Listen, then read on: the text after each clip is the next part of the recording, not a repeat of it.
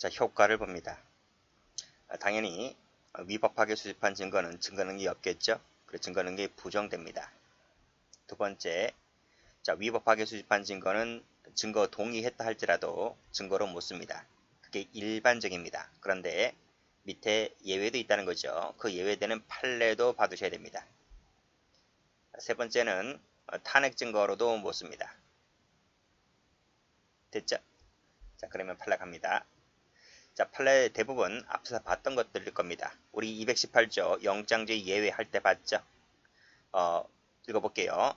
자, 사법경찰관은 소유자, 소지자, 보관자가 이미 제출할 물건입니다. 그때는 영장 없이도 압수할 수 있다. 누구로부터? 소유자, 소지자, 보관자라 했습니다. 따라서 밑에 보면 소유자, 소지자, 보관자가 아니잖아요. 그러면 영장 없이 압수하게 되면 218조 위반이잖아요. 그렇기 때문에 증거로 못 씁니다. 설령 동의했다 할지라도 증거로 못 씁니다. 자, 217조 2항 3항에 위반해서 다 앞에서 봤을 겁니다. 영장을 청구해서 발부받지 아니하고도 또는 즉시 반환하지도 아니한 압수물, 그렇죠?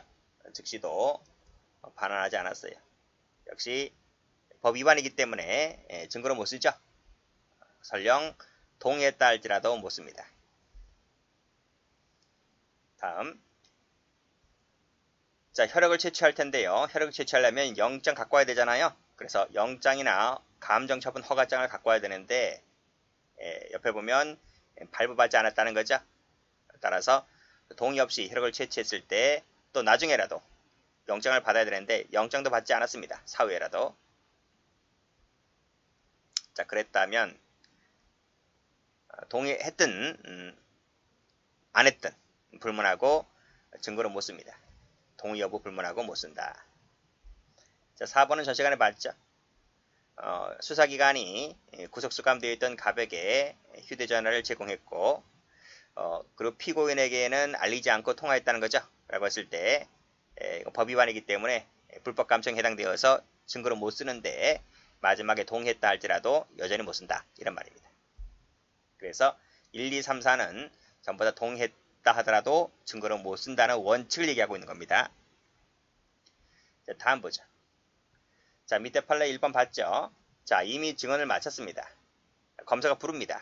그래서 일방적으로 번복시키는 방식으로 작성한 진술조서인데 이거 법 위반이죠. 증거로 못 씁니다. 증거로 못 쓰는데요. 못 쓰는데 마지막에 동의했다면 증거로 씁니다. 그렇죠? 동의하지 않는 이상 증거 능력이 없다는 말은 동의하면 증거 능력이 있다는 얘기입니다. 그래서 이것도 기출되어 있기 때문에 같이 받으세요. 기출 여러 번 됐어요.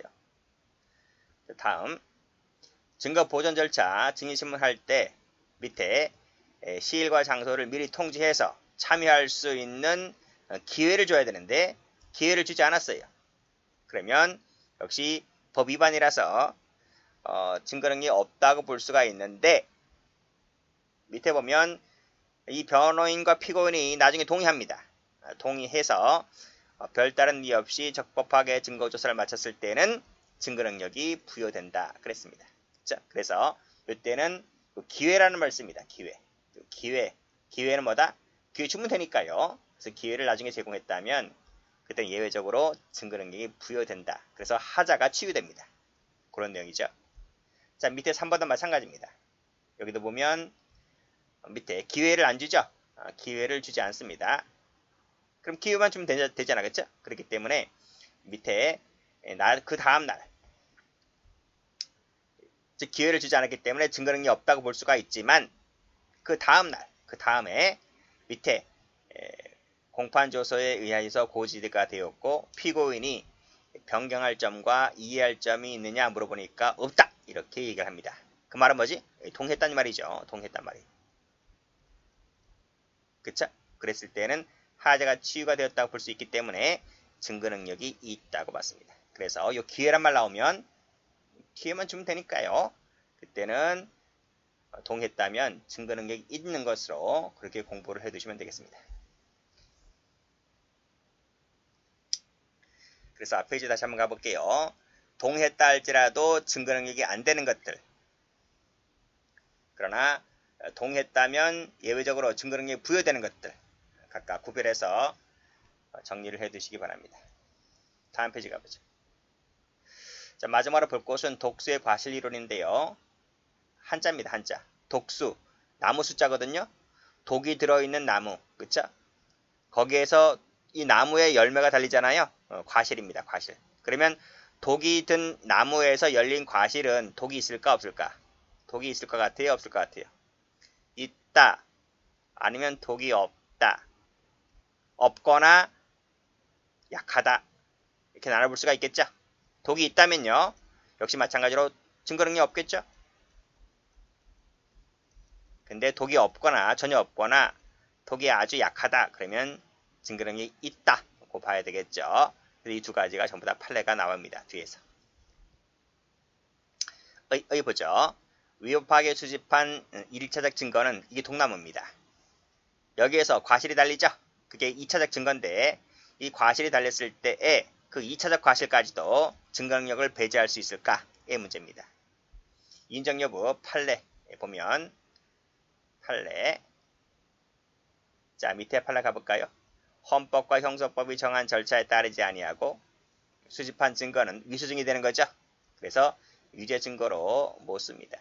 원칙입니다. 이를 기초로 하여 즉 독나무에서 열린 그 독과실은 원칙적으로도 역시 증거로 못 씁니다. 그쵸? 이거 이제 원칙을 얘기하고 있는 거예요. 그래서 판례는 원칙적으로 이 독가수 이론을 따르고 있다는 것입니다. 자, 예외를 볼게요.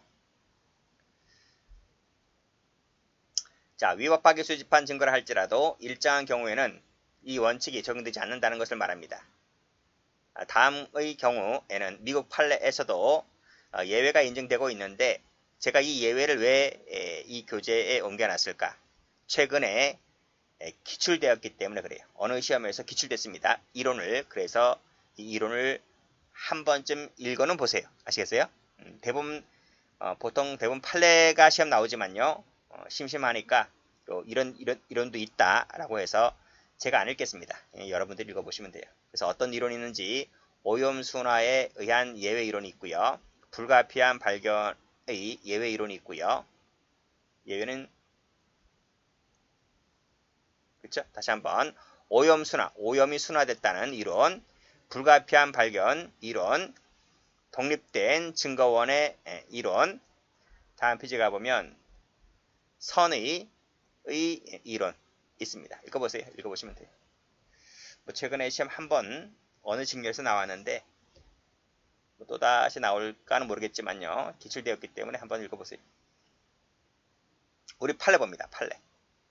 판례를 보면 여기 1차와 2차 사이에서 인과관계가 희석되면 또는 단절되면 증거 능력이 즉 독이 들어있지 않기 때문에 증거 능력이 있다고 봤습니다. 즉 1차에서 2차로 넘어가잖아요. 넘어갈 때 인과관계가 희석되지 않았다면 단절되지 않았다면 이 2차도 증거 능력으로 못 쓰는데 희석되었거나 단절되었다면 예외적으로 2차 증거는 증거 능력이 있다. 이런 얘기입니다. 판례도 보면 쭉 읽어보세요. 쭉 읽어보시면 마지막에 이런 얘기 나오죠. 인과관계가 희석되었느냐 단절되었느냐 여부를 가지고 2차 증거를 쓸 수 있을까 없을까를 종합 판단해 보겠다는 것이죠. 자, 밑에도 보면 똑같아요. 차단되었느냐 소멸되었느냐의 여부, 마지막에 단절되었느냐의 여부를 갖고 따지겠다 이런 말입니다.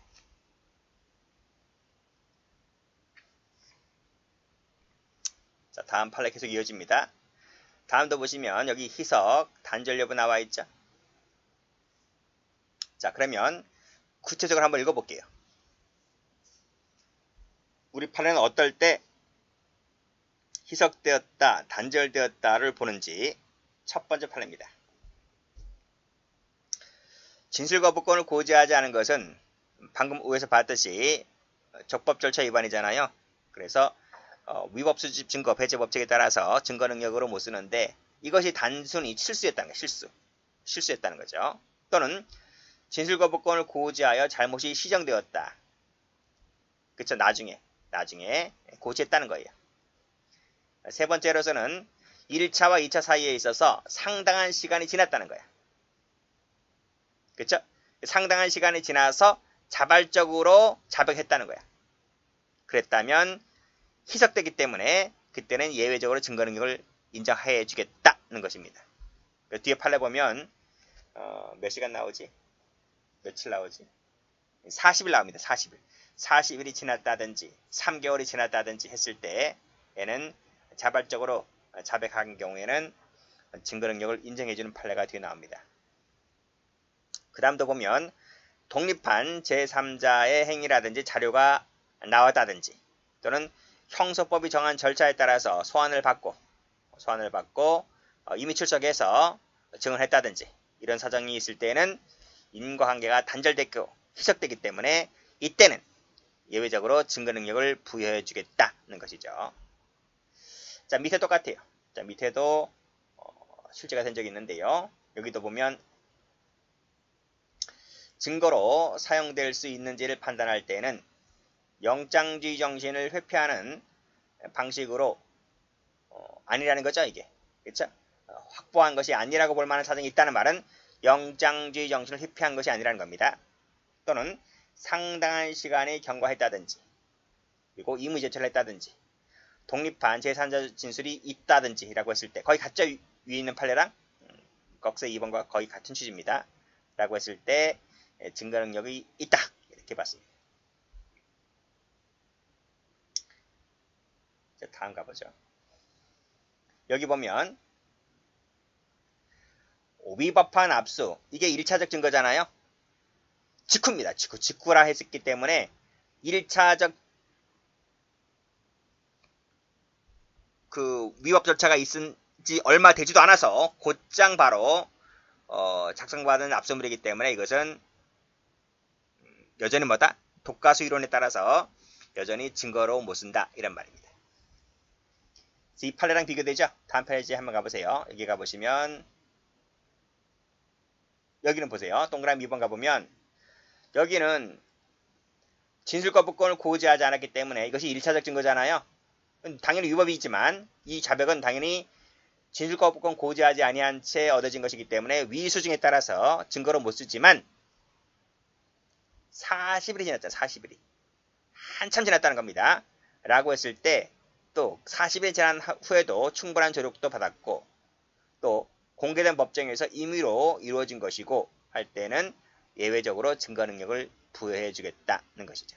그 다음 페이지도 가보면 여기 3개월 나올 거예요. 3개월. 3개월이 지났다는 거죠. 역시 적법 절차에 따라서 임의로 이루어졌다. 자발적으로 자백이 행해졌다는 것입니다. 라고 했을 때 이것도 증거 능력이 있다고 봤다는 거죠. 그러나 앞 페이지 다시 한번 가보면 이건 직후잖아. 직후이기 때문에 따라서 증거로 못 쓴다. 여전히 증거로 못 쓴다. 이런 말입니다. 꺽쇠 2번 가보죠. 여기도 보면 집안을 수색해서 칼과 합의서를 압수를 했는데 적법한 시간 내에 지금 영장을 발법하지 않았습니다. 그러면 위수증이 되는 것이므로 증거 능력이 없겠죠.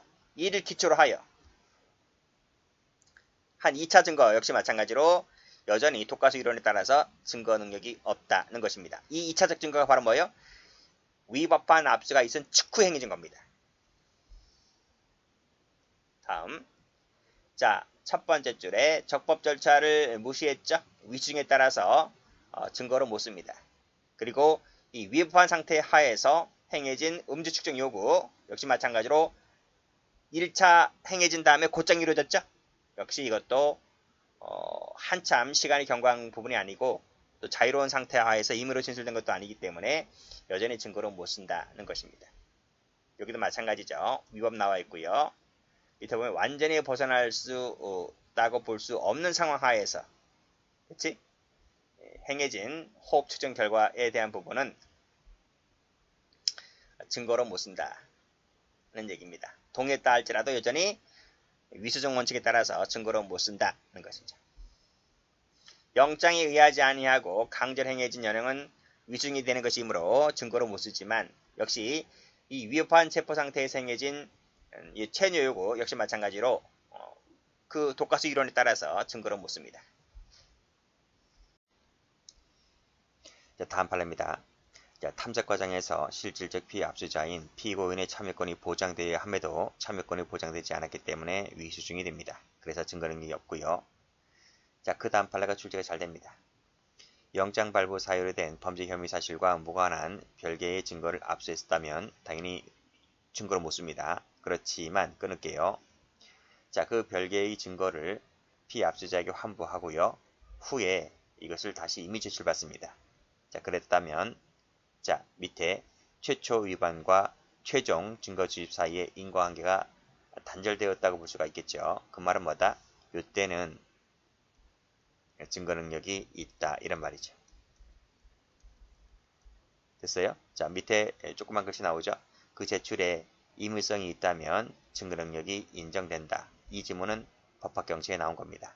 자, 그런데 임의 제출한 것이라고 볼 수 없다면 돼 있죠. 없다면 그때는 증거 능력이 없다 이런 얘기입니다. 그래서 이쪽에 배치시켜 놨습니다.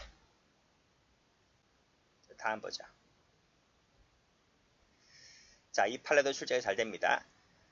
사실관계 여기까지 읽어보시고요. 범죄 현장에서 지문 채취, 대상물에 대한 지문 채취가 먼저 이루어졌습니다. 그리고 그 이후에 적법 절차에 의하지 아니하고 압수가 되었잖아요. 이 적법 절차에 의해서 의하지 아니한 채 압수된 것은 이 부분은 위수증이 되기 때문에 증거 능력이 없습니다. 그쵸? 그건 1차적 증거죠? 그러나 이 지문 채취는 먼저 이루어졌다 했잖아요. 먼저 이루어졌기 때문에 1차적 증거로부터 나온 2차적 증거가 아니죠. 이건 2차 증거가 아닙니다. 그래서 독가수 이론이 적용되지 않아요. 그래서 이것은 증거 능력이 있다고 봤습니다.